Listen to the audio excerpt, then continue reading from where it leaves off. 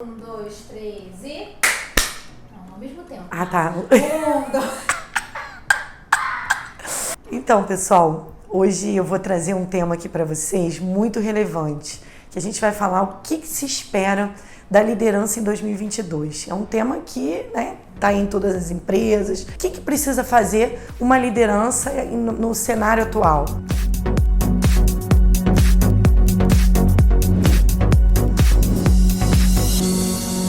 Olha, se eu contar para vocês que a resposta é muito simples, mas por incrível que pareça, as pessoas ainda não pensam sobre isso. O que se espera de um líder é que ele saiba cuidar de pessoas. É apenas isso. Só que hoje ainda, em 2022, a gente vê essa situação não ocorrer. E eu vou dar um exemplo. Ontem mesmo, a gente estava num cliente que pediu uma ajuda da conexão, mas é uma empresa que realmente tem um time mais operacional, né? E aí a gente estava participando de uma reunião, levando aí algumas soluções, algumas coisas que nós já escutamos da empresa, que nós fizemos uma pesquisa, algumas conversas. Em algum dado momento, uma liderança, ela se exaltou com a gente lá na própria reunião. É uma liderança daquela que acha que essa questão do poder, do falar, da autoridade, ela ainda está presente nas relações e é isso que faz com que a pessoa, inclusive, respeite ou talvez fique intimidada. Eu estou contando para vocês um exemplo de ontem, né, que eu vivi. Então, mesmo nesse ano, a gente ainda vê de tudo que a gente escuta nos lugares, nas empresas, nas redes sociais, né, do quão é importante a gente cuidar de pessoas e ter elas como um foco principal, porque, afinal de contas, são elas que fazem com que a empresa tenha seus resultados. Ainda assim, a gente vê líderes tomando e fazendo atitudes como essa, né? E aí foi muito interessante, né, que logo após a nossa visita na empresa, a gente conversou com alguns colaboradores, porque existia um momento para isso, e um colaborador nos procurou e fez uma lista de situações que ele estava insatisfeito, queria nosso apoio, e uma delas era a questão da autoridade, do autoritarismo da liderança, né? O que é cuidar de gente, né? Porque eu acho que isso é uma coisa muito importante para a gente falar. Cuidar de gente não é você chegar e só ser simpático com a pessoa, ou às vezes você falar, não, eu acredito em você, você é muito bom. Isso é importante também. Mas cuidar de pessoas é a gente se colocar no lugar da pessoa, é praticar empatia, literalmente. Às vezes vira uma palavra que fica moda, mas não é moda, é questão de você falar assim, cara, o que para esse colaborador é importante. Tem pessoas que elas se motivam com uma questão de você dar um elogio, né, de você falar algo que ela fez bem feito. Tem outras que querem uma questão de estabilidade, tem outras que querem uma questão financeira, tem outras que querem, às vezes, um apoio em termos de ser inspirador, uma liderança que inspire para poder ela se tornar uma pessoa dessa forma também. Então, o ser humano, ele é diverso e ele é incrível, né? O que faz da gente amar isso, né? Porque imagina se as pessoas fossem iguais, eu acho que seria um saco, né? E o líder, ele tem que aprender a lidar com essas diferenças e cuidar dessas diferenças, né? Quando a gente fala o principal básico é cuidar de pessoas, é isso, é mergulhar, né? É se aprofundar, não é ficar na superficialidade. Então já existiu o caso, por exemplo, da gente entrar em empresas e a primeira pergunta que eu fiz para o líder, né, às vezes um gerente ou mesmo uma liderança, como uma coordenação, e eu falava assim, tá bom, os seus colaboradores, me conta um pouquinho deles. E aí as pessoas falavam apenas dos resultados. E eu falava assim, não, ok, que bom, né, tô vendo que você tá bem antenado com os resultados, com as entregas, mas me conta, fulano, como é? E fulano, o que ele mais gosta e o outro? E os líderes não sabiam responder. Né? Às vezes parece uma coisa simples, pra gente que é de RH, uma coisa óbvia. Inclusive pra gente é algo que a gente começa por esse lado, porque a gente adora criar um clima mais transparente, mais amistoso. Então a gente tem essa característica. Mas para quê? Porque a gente justamente, até vou dar um exemplo assim, entrevista, né, aqui na Conexão. Eu vou começar uma entrevista, por exemplo, eu vou falar, eu quero saber seu nome, ser uma coisa formal. Não, a gente tem que começar deixando a pessoa à vontade, porque naturalmente você conhece mais o candidato quando você deixa ele à vontade, quando ele tem um ambiente, né, amistoso, onde ele se sinta seguro. A mesma coisa a gente tem que ter quando a gente é líder e tem um colaborador. A gente precisa cuidar dessa pessoa, entender as necessidades, conhecer família, entender estrutura de vida psicológica, se para ele aquilo ali tá bom, ouvir, pedir sugestão, né? Tem uma coisa que eu quero trazer para vocês, que tem um coach com uma liderança que eu tô fazendo, e ela falou assim para mim, e foi muito engraçado. Ela falou assim: Márcia, uma das coisas que eu preciso melhorar é porque eu tenho medo de ter um colaborador melhor do que eu. Aí você veja bem, né, que faz, acho, todo sentido com o que a gente está trazendo aqui. Qual é o problema de você ter alguém melhor do que você? Aliás, o líder, ele não vai saber de tudo. Ele nunca consegue, ele não tem como você conhecer todas as técnicas, saber de tudo, ser o melhor. Você é promovido para esse trabalho, você vira uma liderança, porque você tem competência para fazer acontecer, para inspirar as pessoas, para desenvolver as pessoas, para entregar os seus projetos. Enfim, isso faz uma liderança se tornar uma liderança. Agora, se abaixo de você tem pessoas melhores que você, que bom para todo mundo isso, entendeu? É aquela coisa, a gente não tem que ficar intimidado. Pelo contrário, eu tenho que aproveitar o que o outro tem de melhor. E se ele sabe mais, tem horas que eu vou falar: ok, então faz você isso, inclusive, porque você é muito melhor nisso do que eu.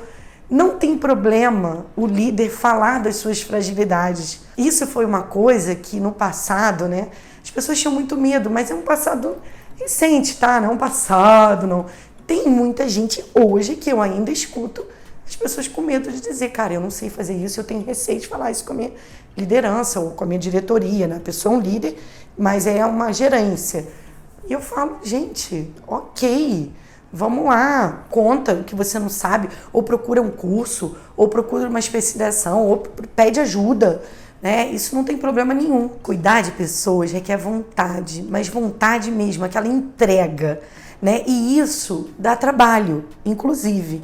Se a gente fosse fazer uma analogia, é como uma criança também, que você tem que educar, que você tem que estar ali, que você tem que passar o que você tem de melhor para que ela aprenda e cresça com o que você tem de melhor, com exemplos, né? Você tem que acompanhar.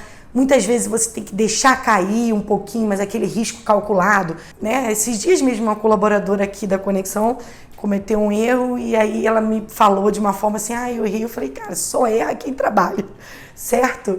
E errar faz parte, é importante, faz parte do nosso desenvolvimento. E o líder entender isso, né?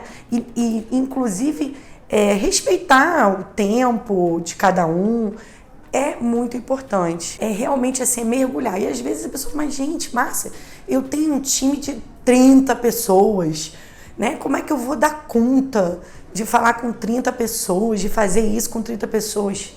Olha, se você não der conta, com certeza, você não vai ter um time engajado com você.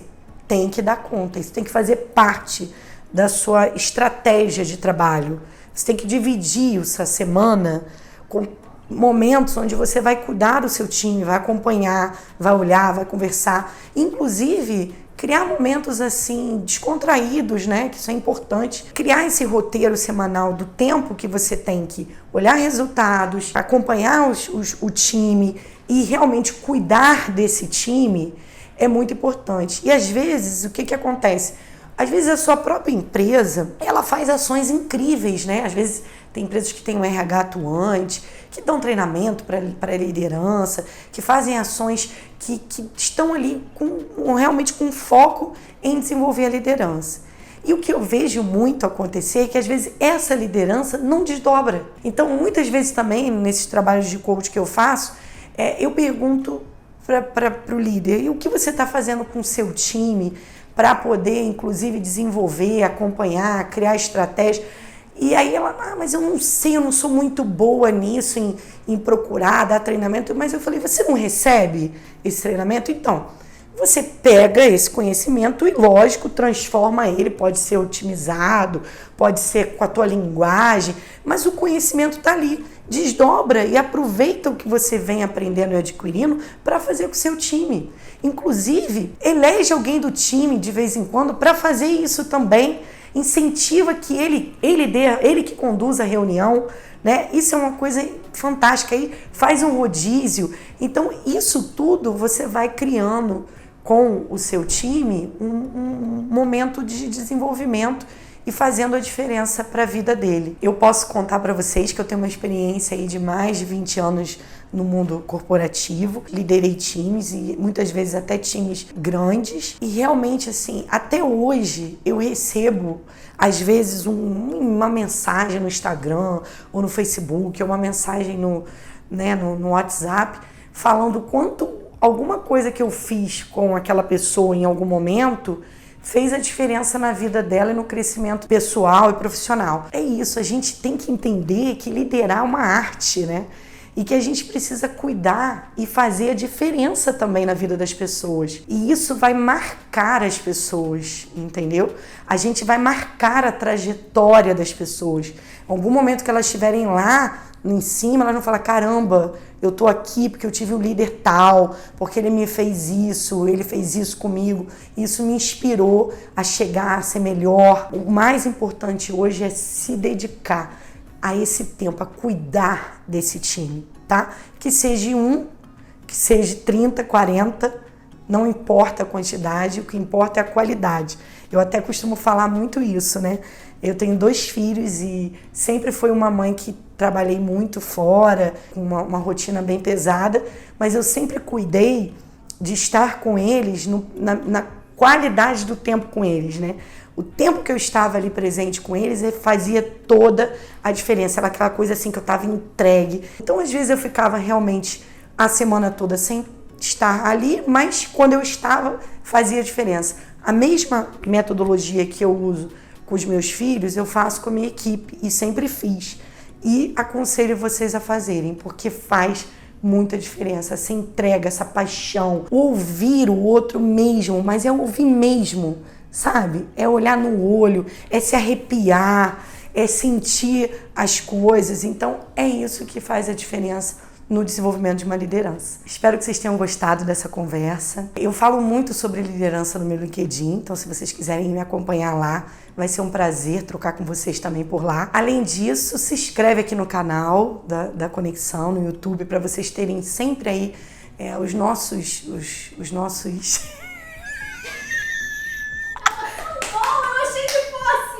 Além disso, se inscreve aqui no canal da Conexão, a gente tem muitos conteúdos legais, toda semana tem saído algo bem bacana, então se inscreve e acompanha a gente. Tchau!